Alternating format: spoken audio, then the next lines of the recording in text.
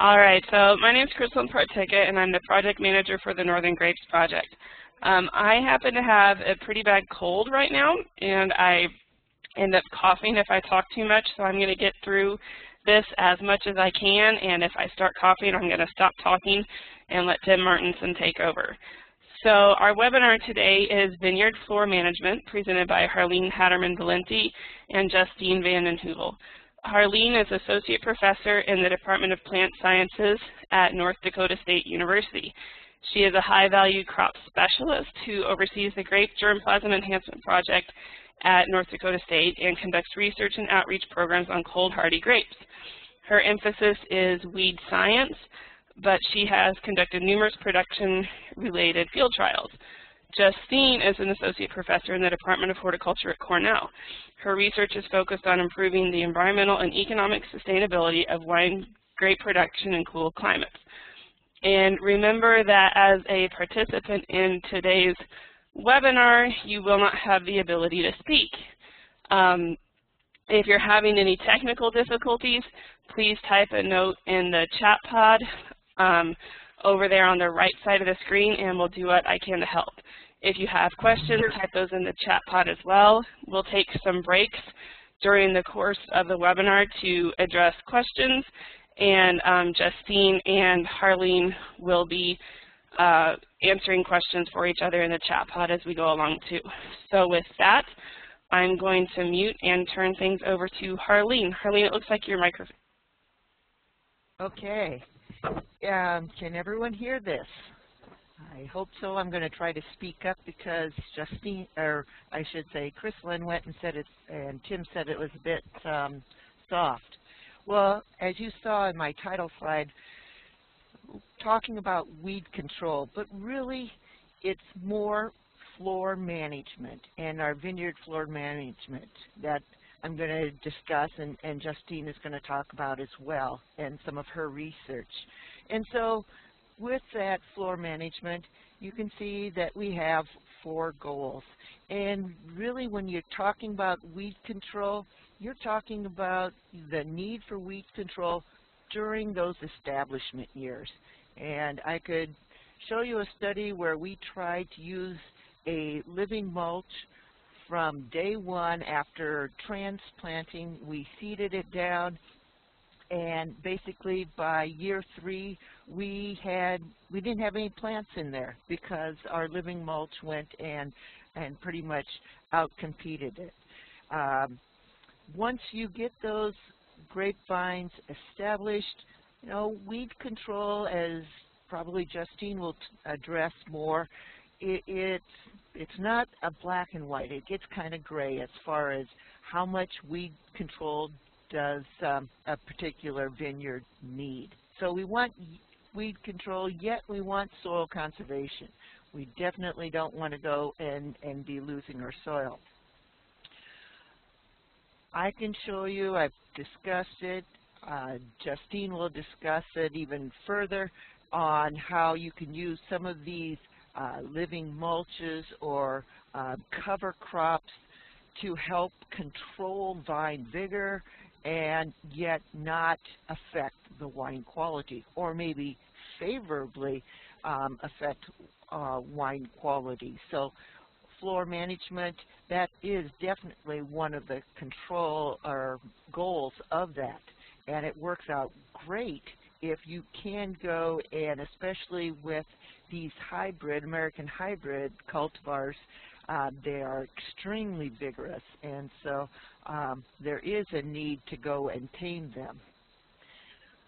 Thirdly, of course, we want this sustainable, and so no one wants to put into a system that your costs are more than what you can get in benefits and returns. And so any kind of successful floor management program needs to be sustainable. And to do that, we know that especially with weed control, you need an integrated approach. If you're just solely looking at one type of weed management practice, over time, weeds are very good at adapting. And I think growers, especially in the glyphosate-resistant Roundup Ready systems, are now dealing with such issues of what happens when you're year after year after year using the same kind of approach.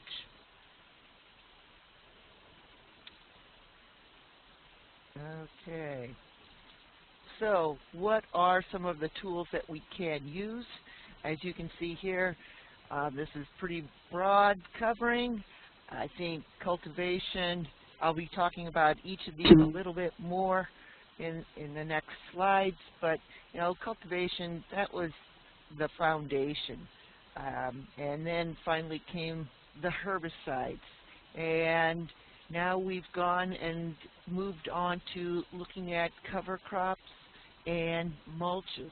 And all, you know, depending on the situation, one could use one or more of these into as a floor management tool. As far as cultivation, as you can see, yes, very traditional way. I see that there is more of a resurgence in going back to this. I think anytime a pendulum swings one direction, it tends to get back to the middle, and so maybe there was in the past more of a too much of an effort put on the chemical and the herbicides, and now we see more of that wanting to go to organic, less inputs to be more sustainable. As far as cultivation, you know, most of the time you'll see complete clean cultivation, even in the row middles in North Dakota. We don't get near the kind of rainfall that some of the other states do, but we want to be able to get out and work in these vineyards shortly after a rain does occur, and so a lot of our vineyards are now have a grass row middle. The advantages, you know, definitely you can go and reduce or eliminate your surface crusting, and we have a study that we've just initiated in which we're looking at the use of the weed badger.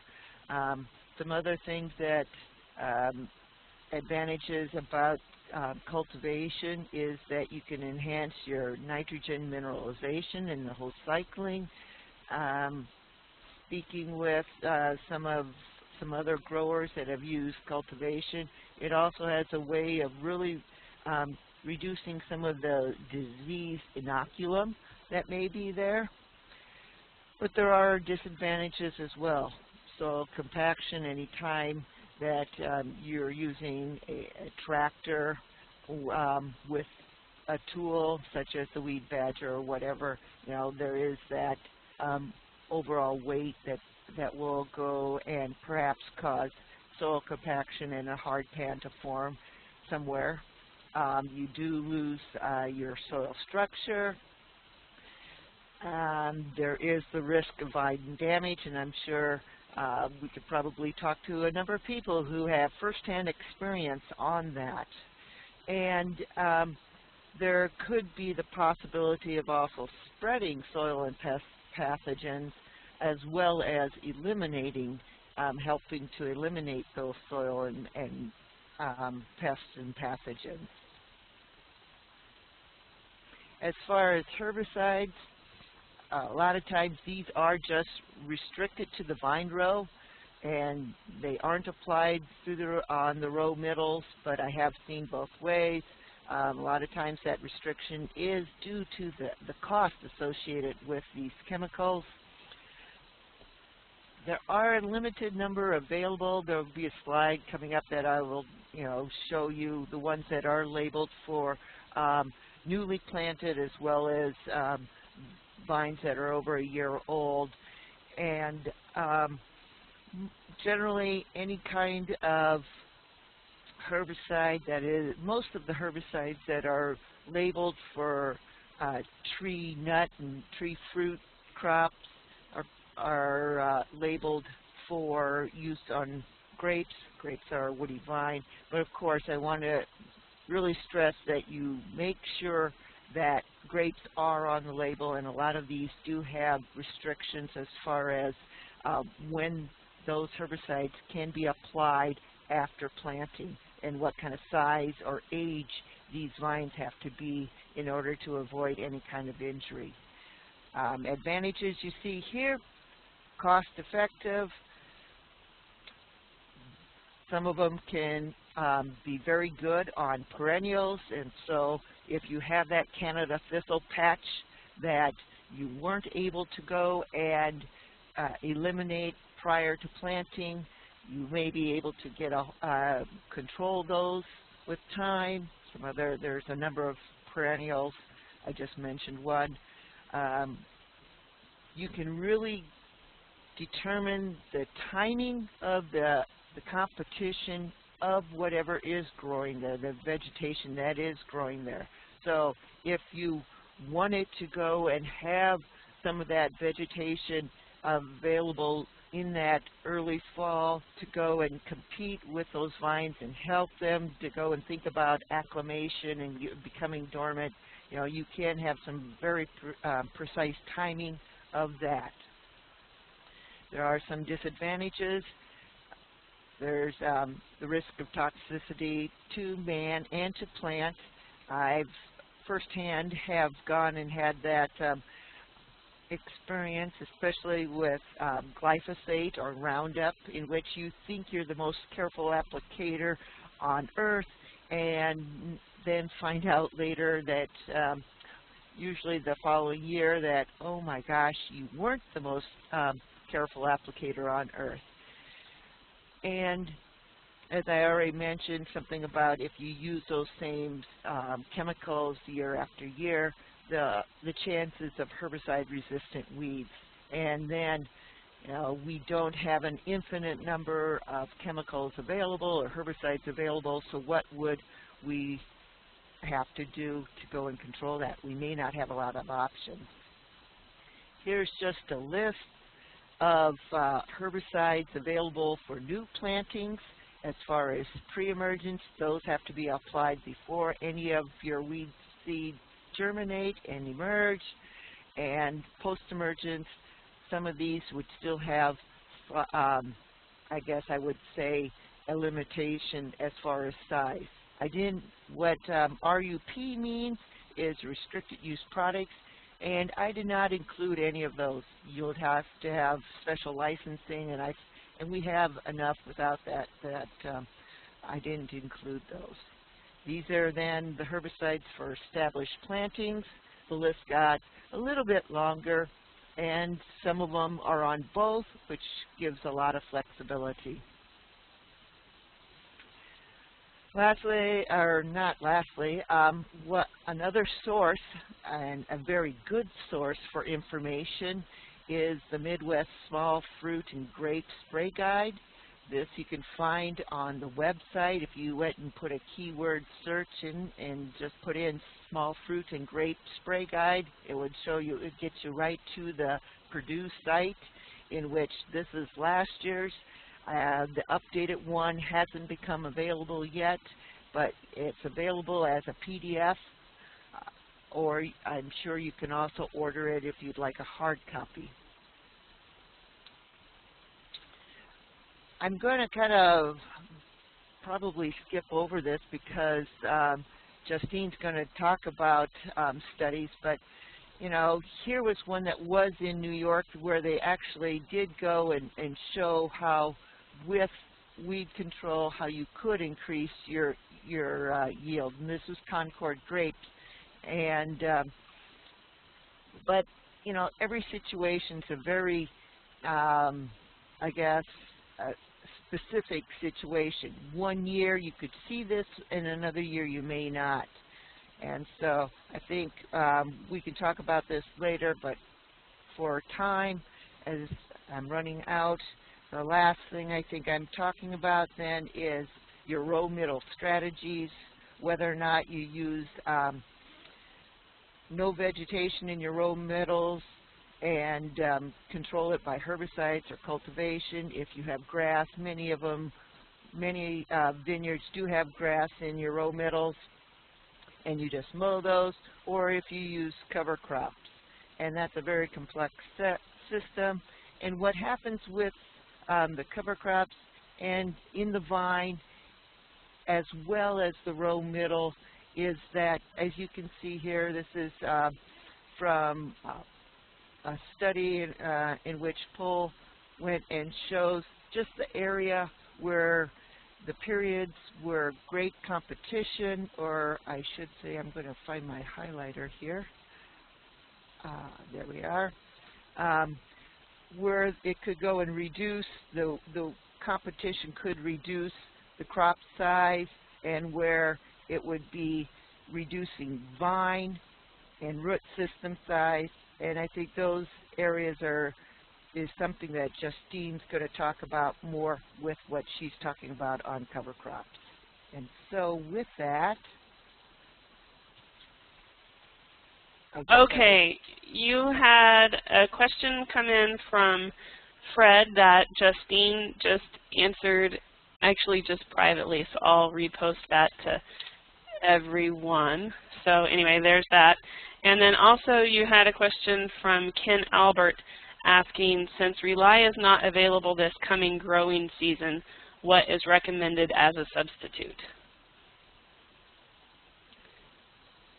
Excellent question. That is very, well, so Rely isn't available. I suppose you could go to, but it is a restricted use pesticide. Then it's something like paraquat or Intian, and diquat is also available. There's also, I guess I can go back,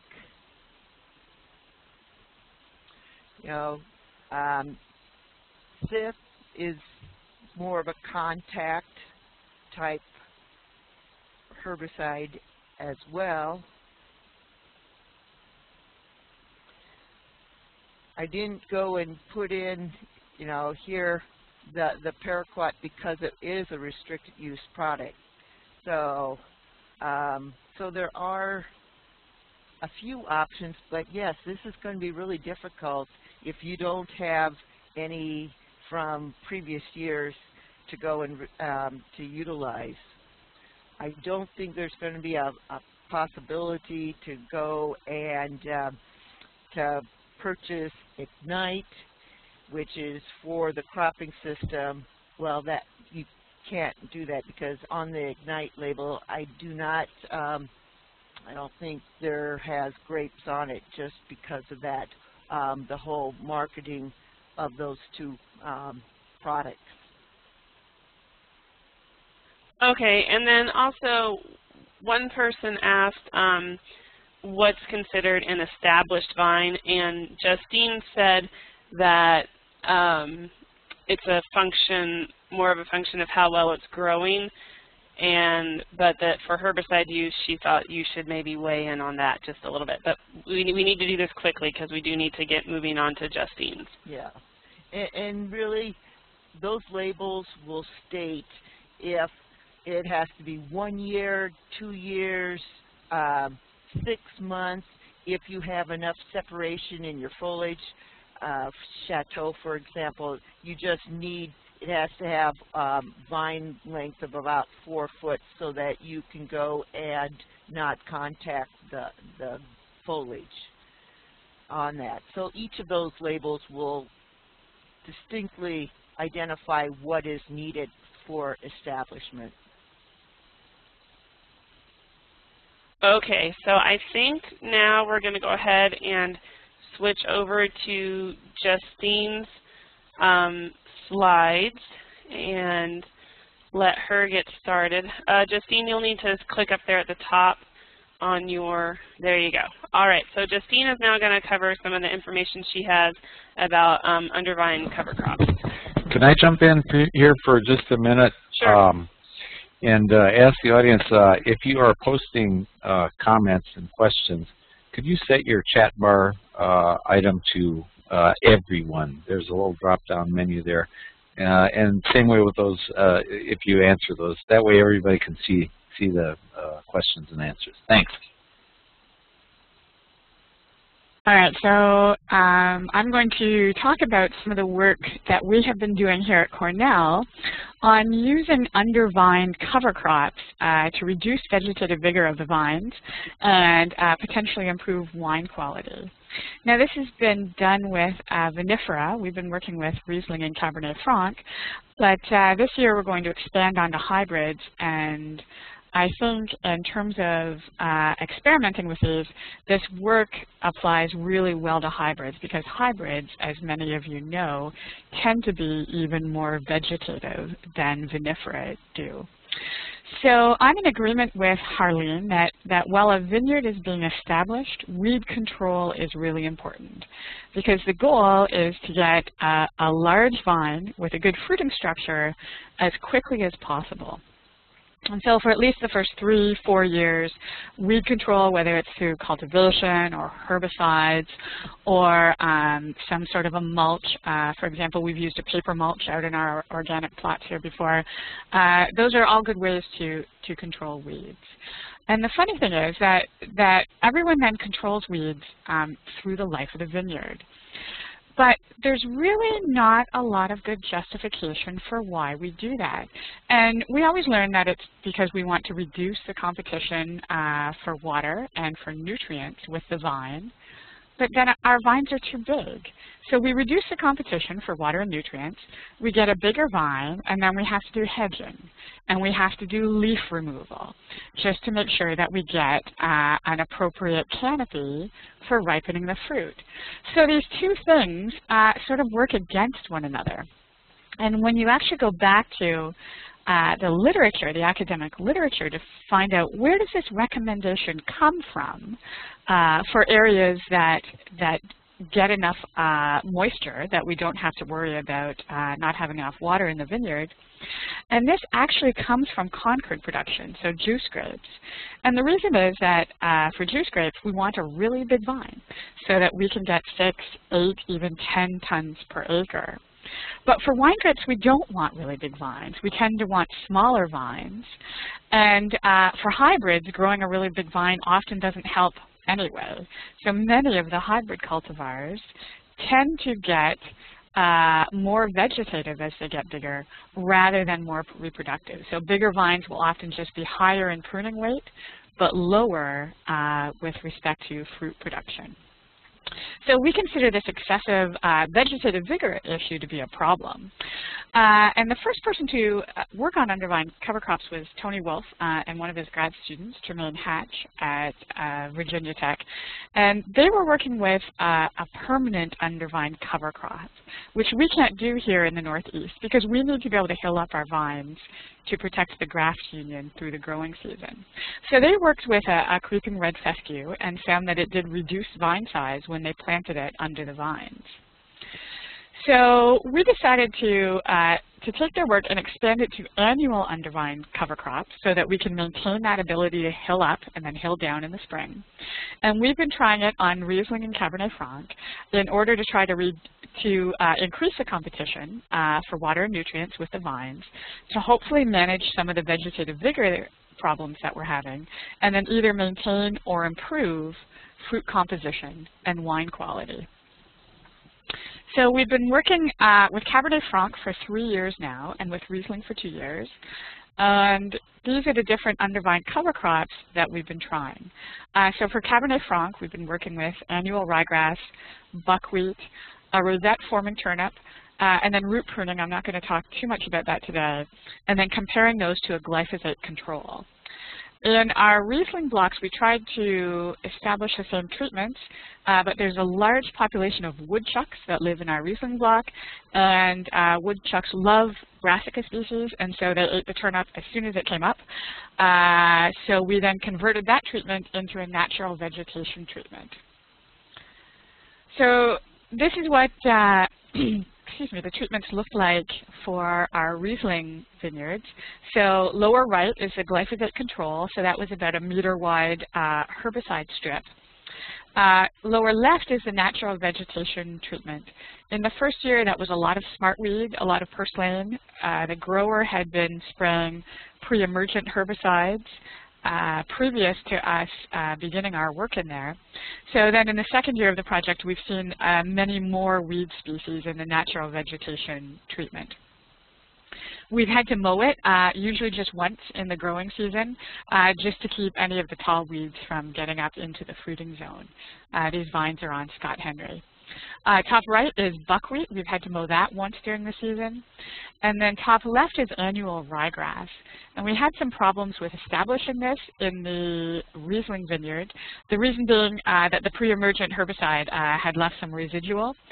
We've had a lot better luck establishing it in the Cabernet Franc vineyard, which is this slide. So look at the top right photo here, because this vineyard was just using cultivation to manage their weeds prior to us beginning this experiment in 2010. And so lower right is what our rosette-forming turnip treatment looked like. So I see a question from Ken here on how are we doing the in-row mowing. So these are experimental plots right now, so we're just bringing out the hand mower. But we bought at our research farm one of the under-vine mowers, and I think it was maybe a Ranieri, but there's a few different models out there that have sort of a small side mower attached to a regular mower, and then it's got sort of a disc on the top that turns and allows you to bump by the vines so that you can mow right underneath your vines. So here's the data that we were collecting, just a number of measures of vegetative growth and then fruit and wine quality. We also make wines from all of these different treatments, and then we subject them to sensory analysis.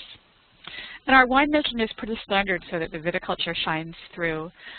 We make 2 lots per treatment, so we take, for example, all of the grapes from our buckwheat plots, then we divide them into 2 and make 2 lots of wine so that we have a replication of our winemaking, so that we know if there's differences that it's due to what we've seen in the vineyard rather than what we've done in the winery.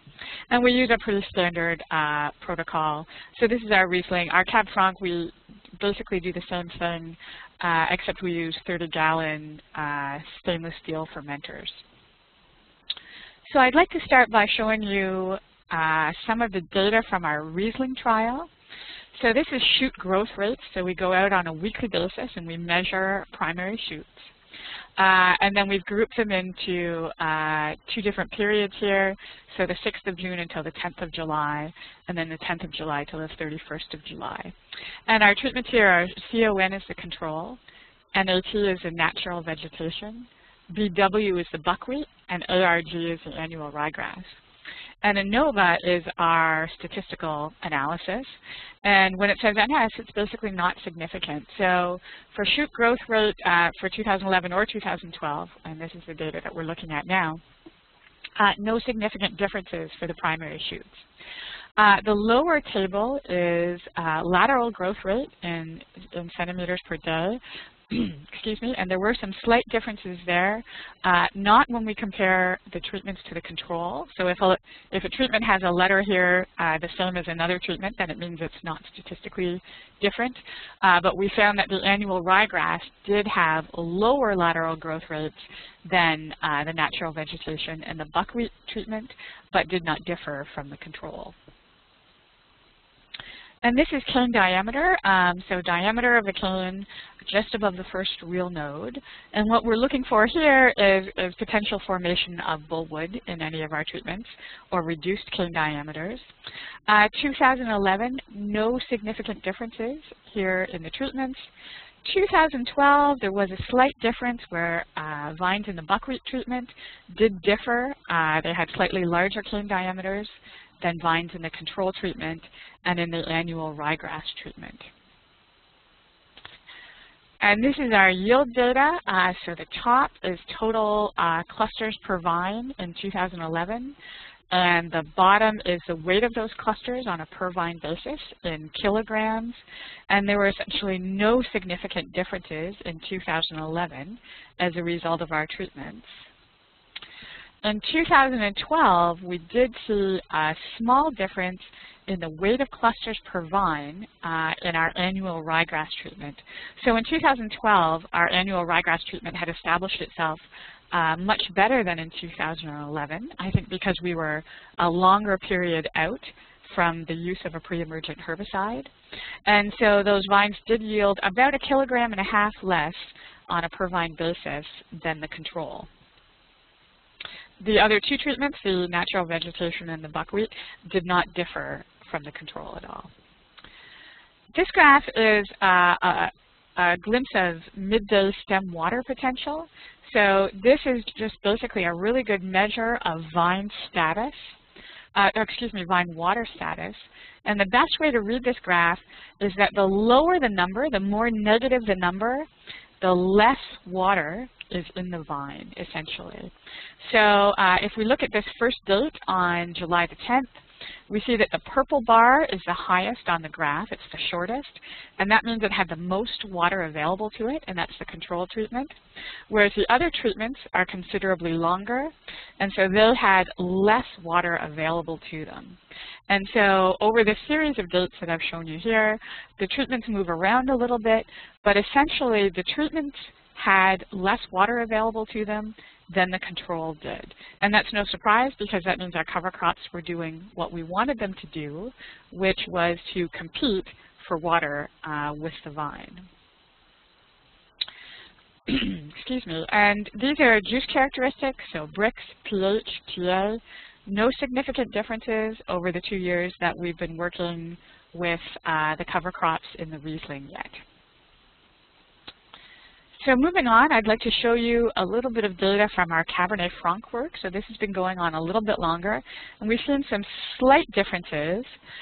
So in these graphs, C is the control, AR is the annual ryegrass, BW is buckwheat, RP is our root pruning treatment, and then TP is turnips. So the set of graphs on the left, the top one is 2010, the one beneath it is 2011, and they report on average shoot growth per day. That's the same that we had looked at for the Riesling. And we didn't really see any significant differences there. There was a lot of variability. But we did an analysis of shoot tip activity. So we looked at whether the shoot tip was actively growing on the primary shoots. And in 2010, there was a significant difference, is the control at Verizon had a large number of actively growing shoot tips, and the treatments were significantly less, with the exception of the turnip treatment. So we were able to slow down shoot growth a little bit with these treatments in 2010, not so much in 2011. And here's our yield on the left in kilograms per vine in 2010, 2011. No significant differences. The graph on the right is crop load, and that's a really good measure to be using in your vineyard. Is what I like to suggest that people do is to pick about 5 sentinel vines per block, and then just weigh your prunings from those every year. Weigh your fruit and weigh your prunings. And when we divide yield by pruning weight, and it's a ratio, so it doesn't matter what units you use as long as they're the same. But when we divide yield by pruning weight, that gives us crop load or crop load ratio or Rava's index, it's sometimes called. And basically, we're looking for that number to be at least 5 to 10 for vinifera. And for hybrids, it should be at least 12 and above from there. And so if it's less than the recommended amount, that means your vines are undercropped. And if it's really high, it means it's overcropped. So these vines were a little undercropped in 2010. They were pretty reasonably cropped in 2011. No significant differences in treatments, and we didn't see any significant differences in 2012 either. And this graph on the left is a measure of stem water potential. So again, that's the water status of the vine. And the more negative that number is, or the longer the bar it is, that means it's got less water available to it. And this is averaged over the season. We took it every 2 weeks. And you can see that the annual ryegrass and the root pruning treatments had less water available to them, or less water in the vine, compared to the other treatments when we averaged over the season. And then the graph on the right is a regression of pruning weight and average midday stem water potential. So this is water status of the vine versus basically vine size. And you can see that these are pretty good relationships. 2010 is in red here, 2011 is in blue. And basically the lower the stem water potential, so the less water that was available to the vine, the less it grew. It had a lower pruning weight.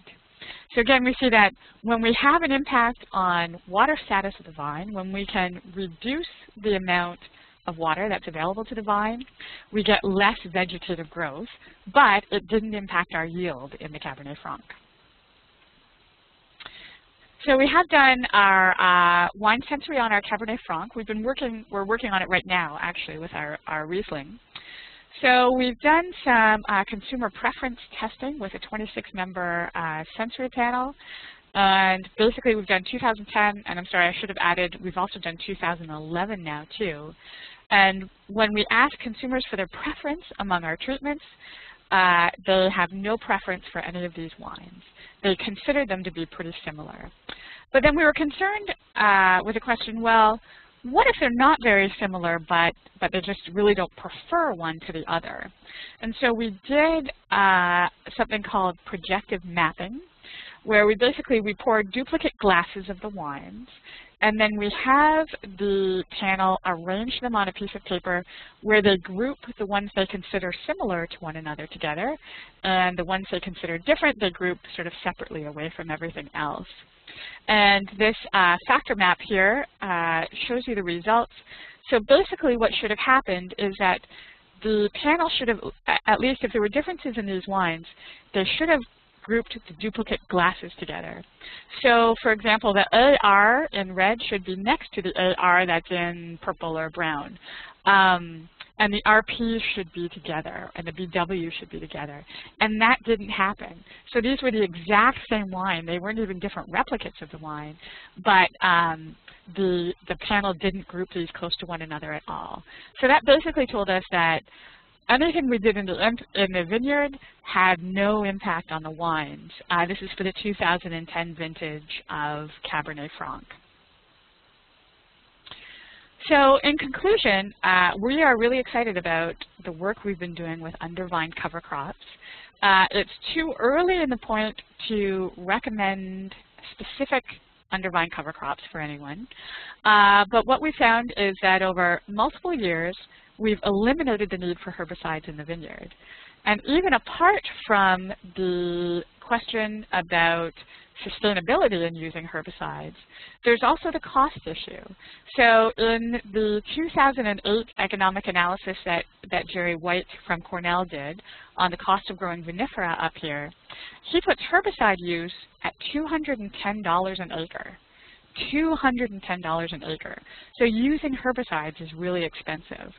We're working with the Finger Lakes Grape Program on some ideas for how we could actually do seeding under the vine. So right now we seed our experiments by hand. But we're working with them on some ideas, and we're estimating that we can develop something that could probably go out for about $50 an acre.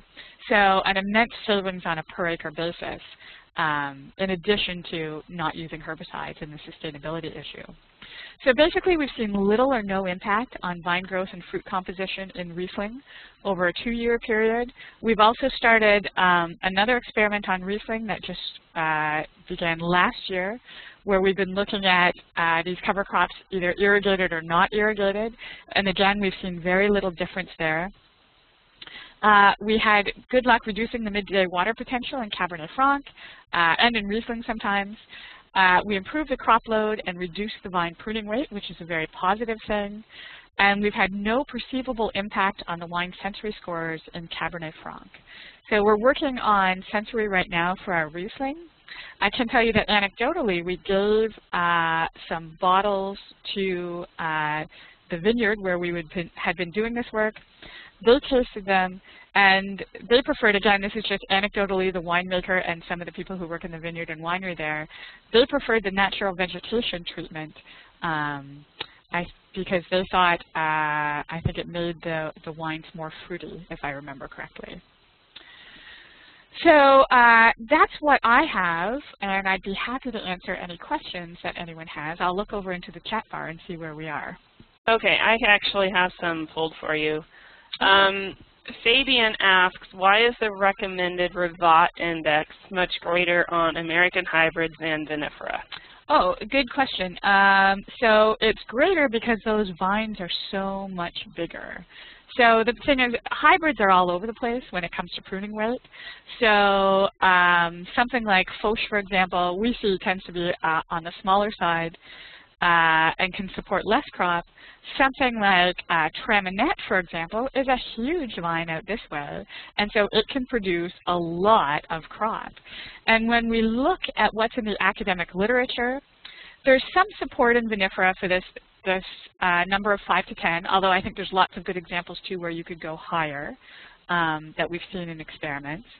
And for American hybrids, you know, at least above 12, but we've got examples in the literature over 3 or 4 year periods where some treatments have been producing indexes of 15 or 18 or even into the 20s, and those wines are not coming out as any different in the sensory analyses that they're doing.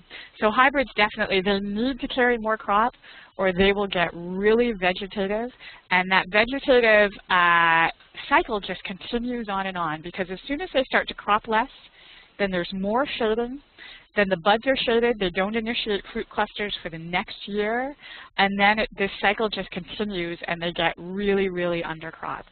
And it's more of an issue, it happens in vinifera, but in my experience it's more of an issue in hybrids because they tend to have more vigor. Okay. And then we had another question from James. Can cover crop effect on vine vigor and health be overcome by good irrigation practices? So that was, can cover crop impacts be overcome by good irrigation practices? Yes. Was that the question?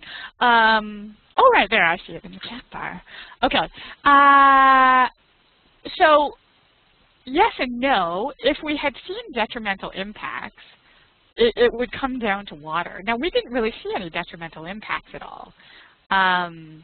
But if you were concerned about it, so if you had irrigation and you wanted to get away from using herbicides, then absolutely, there's no reason to think that if you had irrigation, you would have too much of an impact on your vine health. The one thing you would have to watch for would be nutrients, is that you would want to do petiole sampling in your vines, because certainly depending on what that cover crop is, it can use more or less of specific macronutrients and micronutrients.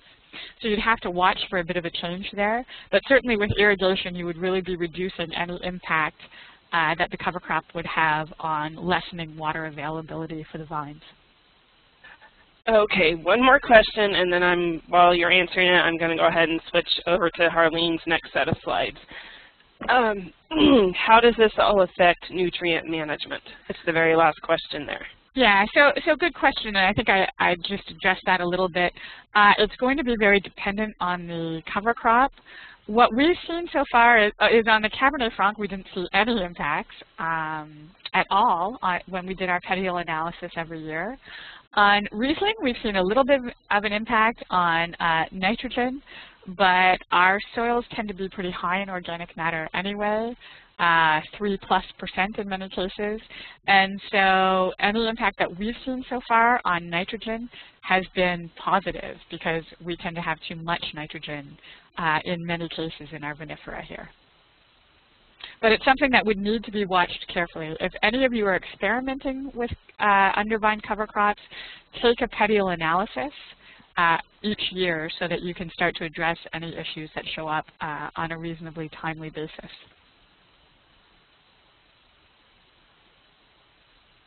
Okay, so Harlene, it's all yours again, and Harlene's going to talk some now about herbicide injury and drift and go over some pictures with us of herbicide injury. Okay, well, thank you. I've just posted these. There are just some extension publications or bulletins that actually go and show some symptomology on grapes for various herbicides and herbicide drift injuries. This part is a big concern for me. Last year, our NE 1020 cultivar trial was just decimated with because of herbicide drift. And you know, a lot of these vineyards are in agricultural settings, and a lot of states are becoming really more proactive on avoiding herbicide drift. But anytime, especially with our synthetic auxins or our plant growth regulator herbicides that grapes are extremely sensitive to, there's a chance for that injury.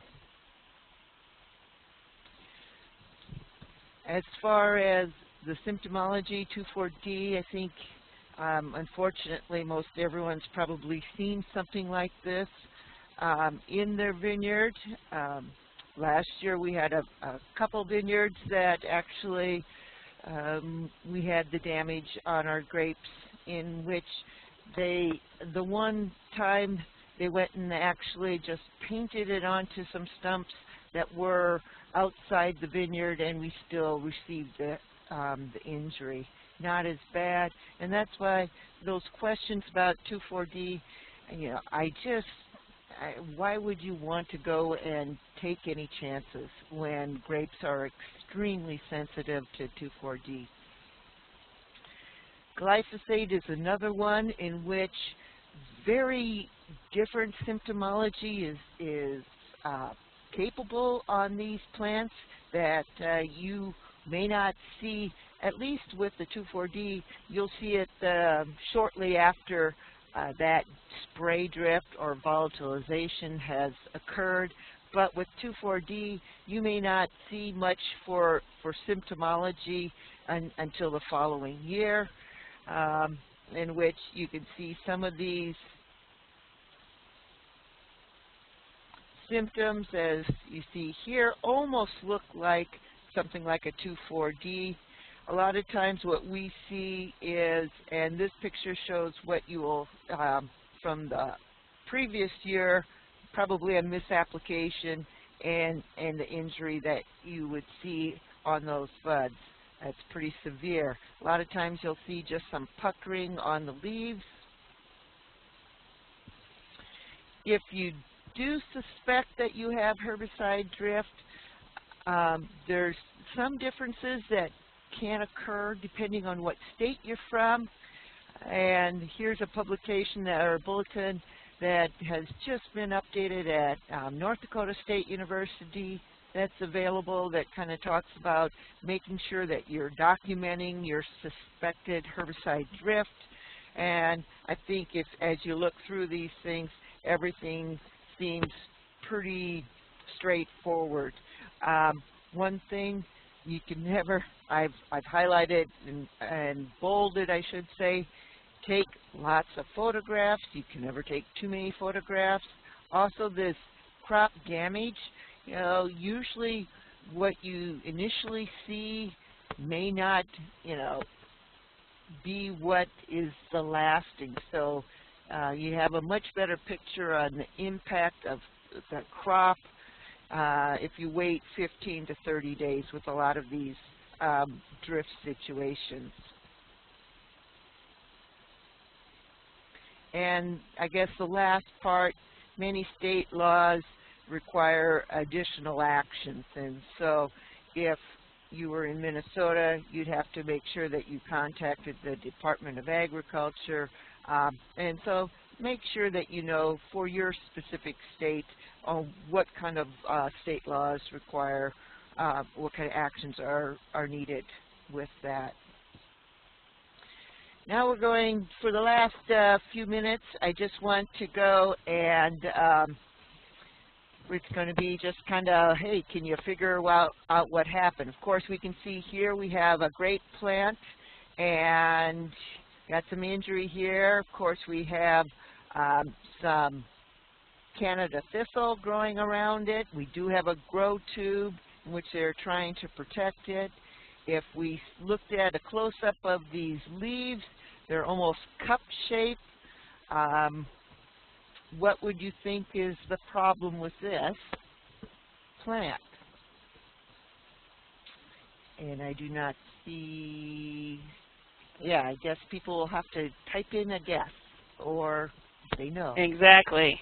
This is a fun little Q&A time, so there you have one, Harleen. Okay, so Steve thought it was dicamba, and it may be. It definitely is a plant growth regulator. On this specific one, we figured out it was from curtail, and it was clopyralid, which is, you know, in that same grouping as dicamba.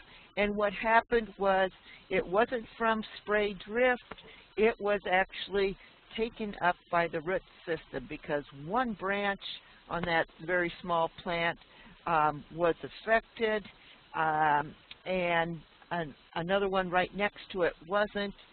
And so what we figured was, when they made that application on, they were extremely careful not to go and get any kind of spray drift onto the plant, but clopyralid, can be taken up by the root system, as can all of these plant growth regulator herbicides, but clopyralid stays in the soil much longer, and so more likely to be taken up, and we had injury from it being taken up through the root system of the plant. Here again, you can see completely brown leaf on this cane. Different situation. Any guesses?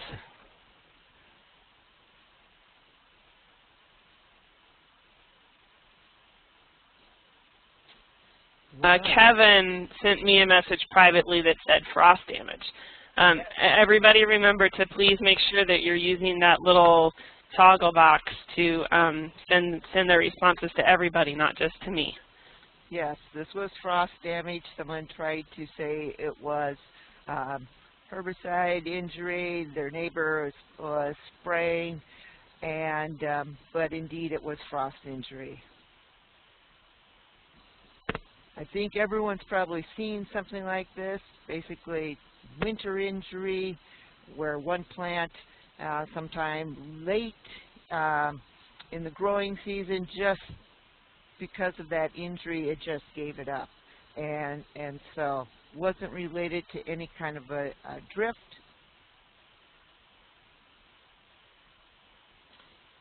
There's probably some other problems here, but the area circled, yes, very much. Ross, correct. 2,4-D. Usually I see that the 2,4-D causing those little flaring and the strapping of the leaves. And this was from a spray drift situation. Since we're getting close on the end of time, this basically, they saw the browning on these leaves. You can see it outgrew the symptoms. Actually, this is more of a transplant shock, and the fact that they didn't get enough water to the plants shortly after transplanting.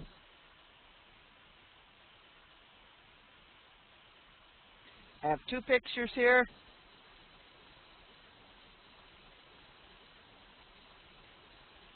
Any guesses?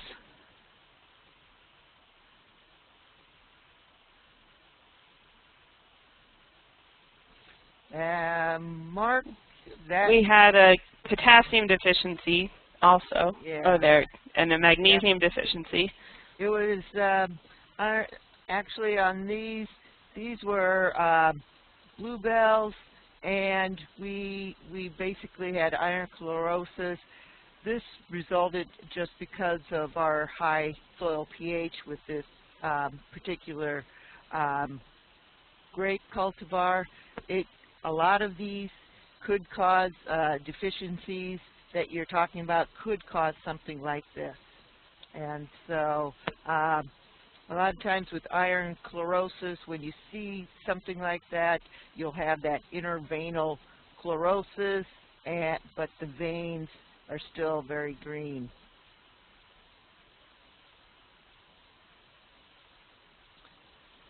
And I think this is the last one, if I'm not wrong.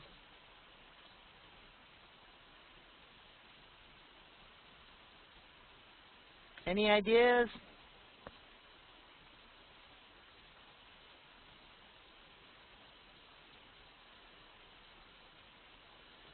This actually is glyphosate, self-inflicted, in which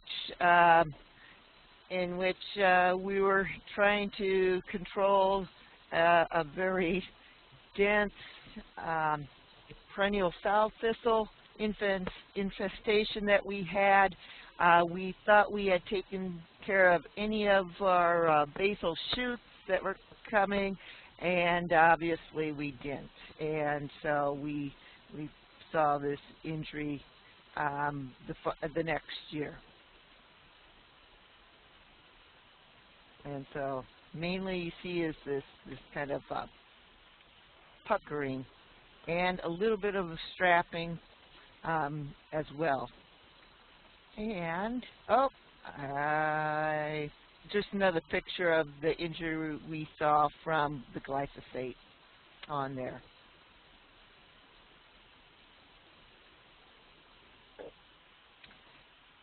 I wanted to go, and this isn't really a problem, but this was that study that I was talking about earlier, where we started with our living mulch, and you can see how when you don't control something early on, we did go with mowing, but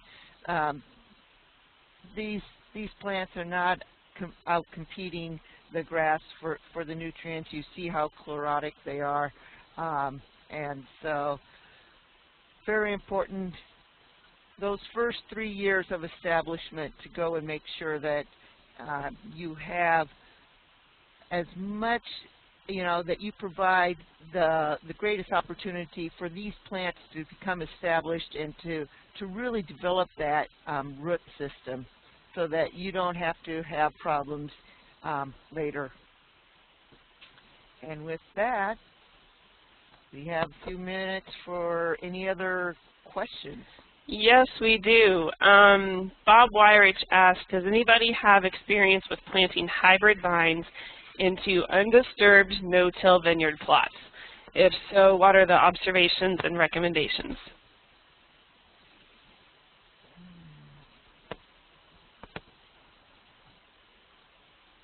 Can I jump in here, Kristlyn? Absolutely. Okay, so I have not tried this. I have not seen anyone who has tried it. My concern would be the time it would take to build your fruiting structure if you did that, just because of the competition for water and nutrients. So when you start your vineyard, the goal is to get your vines up to the wire and out on the wire as quickly as you can, because then you're starting to actually have a fruiting structure and make money. You'll have clusters to sell. So I think the thing is I could see that really slowing down the establishment phase of the vineyard and that impacting the bottom line. So if I had to guess, it's probably possible. It would just really take a lot longer than maintaining an open strip around those vines. Okay, I think that we have addressed all of the questions. Okay, here's another one that just came in. Any recommendations on in-row perennial cover crops? This is Justine again, and Tim might want to weigh in on this. So basically, James, there's been a lot of research that's been done on this, and it hasn't really shown us what to recommend in different areas, because every time they do this, they use a different set of in-row cover crops, and then it comes up with different recommendations depending on the soil and depending on the climate and that sort of thing. I mean, I think it depends what you're growing. Unless you're growing a very big vine, then the vine roots aren't traveling that far out into the row anyway. So for example, with Concord, they found that it makes a big difference. But with vinifera, the roots aren't expanding that far, and so you're probably pretty safe to go with whatever works. I mean, up here in the Finger Lakes, it's mostly just a resident vegetation.